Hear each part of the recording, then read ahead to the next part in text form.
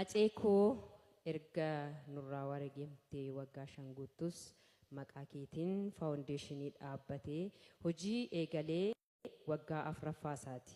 Waggoottan kana keessatti ati yeroo lubbuun jirtu hojii hojjechaa turte itti fufsiisuuf hojjechaa kan jirru yoo ta'u hojiiwwan hojjetaman keessaa waggaa waggaan badhaasa Haacaaluu Hundeessaa qopheessuun ummata rakkoon irra gahee bakka adda addaatti dhaqqabuun deeggarsa namummaa gochuun barattoota 60 gargaarsa meeshaa barnootaa waggaa waggaan kennuudha.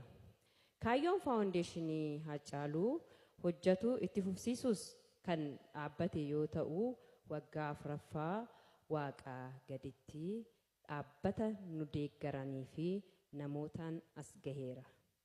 Faawundeeshiniin Haacaaluu Hundeessaa karoora hojiiwwan gurguddaa of keessaa qabu keessaa kan hojjetee mul'ise yoo ta'u gara fuulduraas karoorawwan gurguddaa fi kan kana fakkaatan of keessaa qaba.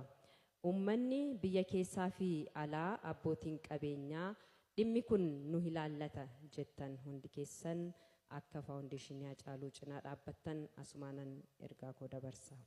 Waliin taanee waliin hojjechuuf jaalala Haaceef qabnu ibsuun waan nurraa eeggamuuf hundi keessan karaa SMS 7855 guyyaatti qarshii tokko deeggaruun akkasumas biiroo faawundeeshinii Haacaaluu Hundeessaa Lidataa gamoo Awaash irratti argamuun qaamaan dhuftanii nu argachuu ni dandeessu. Faawundeeshiniin Haacaaluu Hundeessaa hojiiwwan ummata Haaceen jaalatuu fi ani ummata kootiif qaaliidha akkuma jedhee isinis qaalummaa isaa agarsiisuuf akka galmaan geessan abdiin qaba.